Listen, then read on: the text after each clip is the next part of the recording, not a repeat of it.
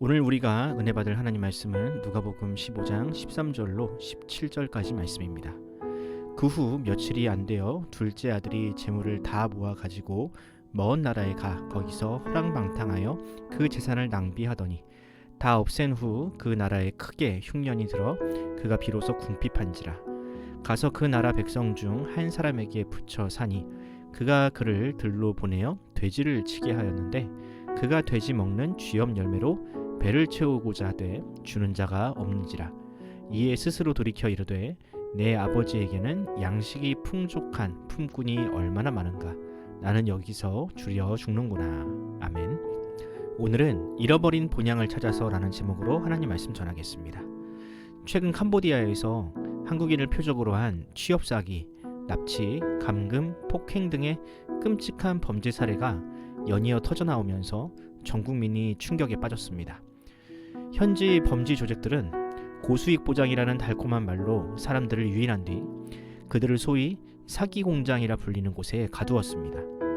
그리고 자국민을 상대로 보이스피싱이나 온라인 스캠과 같은 불법적인 사기 행위를 하도록 강요했다고 하죠. 만약 요구하는 성과를 채우지 못하거나 거부하면 폭행과 고문도 서슴지 않았다고 합니다. 심지어는 그 과정에서 피해자가 목숨을 잃는 경우도 허다하다고 합니다. 안타까운 사실은 이 범죄의 피해자 대다수가 2030 청년이라는 사실입니다.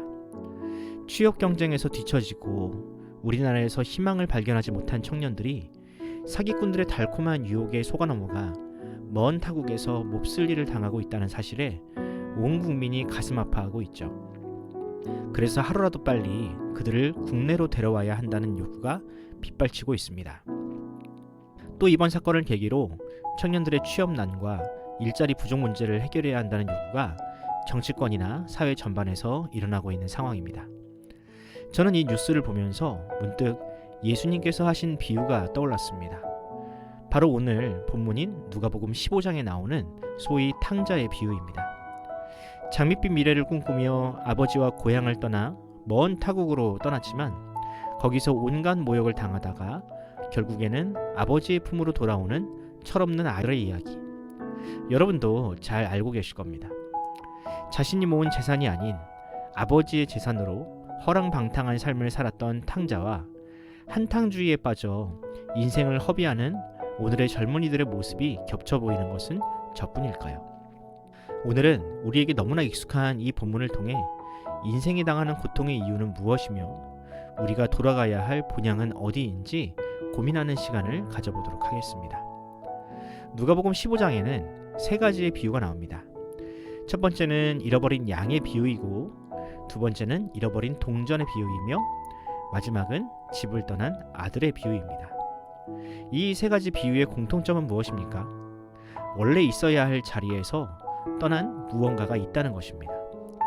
양은 울타리에 있어야 하고, 동전은 주인의 지갑 안에 있어야 했으며, 아들은 아버지의 품 안에 있어야 하는데 그 자리를 떠나버렸습니다. 물론 양이나 동전은 자의로 그렇게 한 것은 아니지요. 하지만 오늘 본문에 등장하는 이 둘째 아들은 분명히 스스로의 의지로 아버지의 곁을 떠나 먼 타국으로 이민을 가버렸습니다.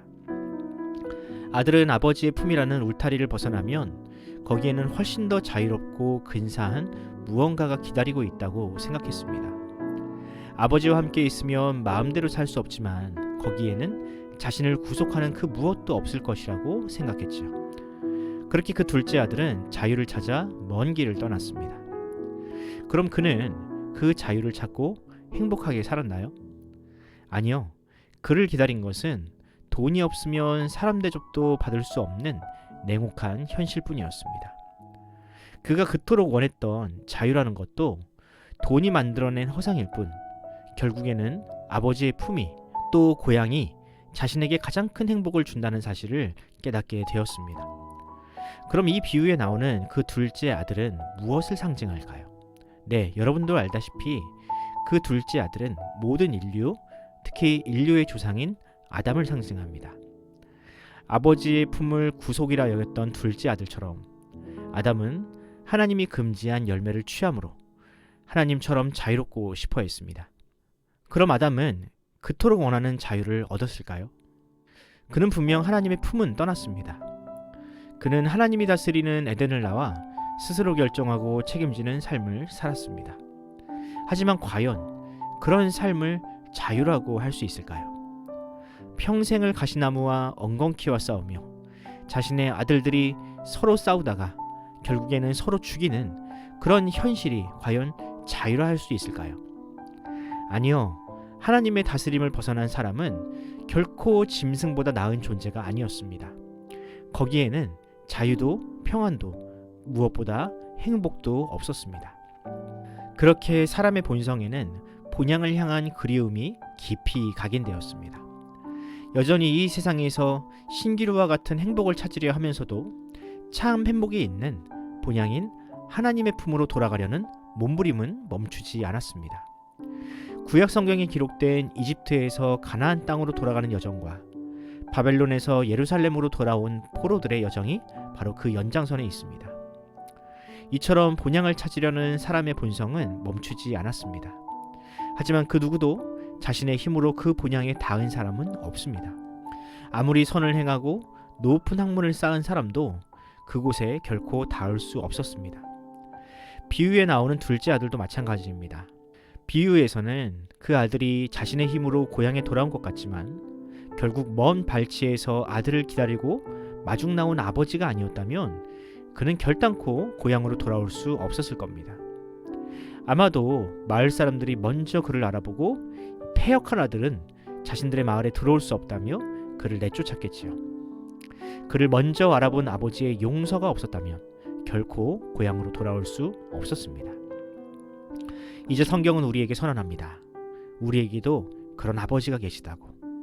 아버지를 배신하고 죄를 지은 우리들이지만 그런 우리를 여전히 사랑하시며 기다리시는 분이 바로 우리 하나님 아버지라고 성경은 말합니다.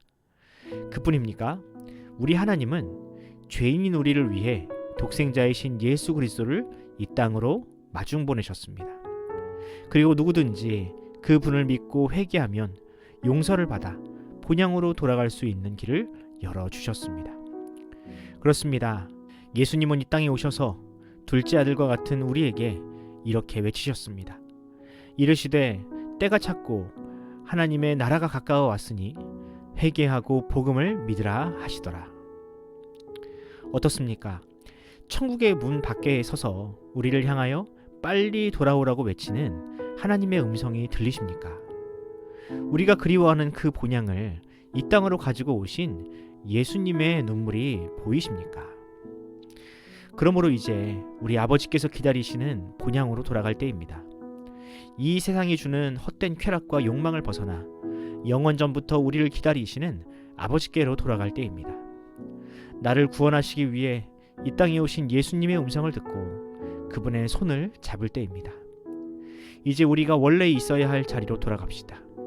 하나님의 사랑을 받는 자리, 또 하나님을 사랑하는 자리, 형제와 함께 사랑하며 기뻐하는 그 자리로 돌아갑시다.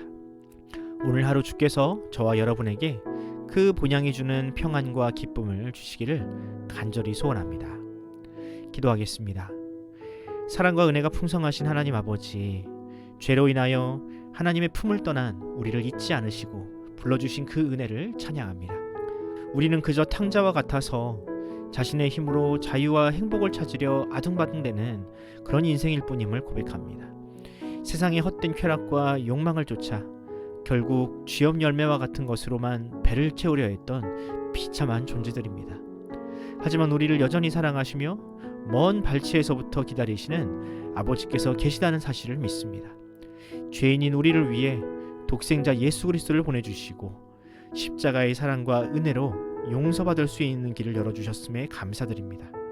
주님, 이제 우리를 위해 마중 나오신 예수님의 손을 꼭 붙잡습니다.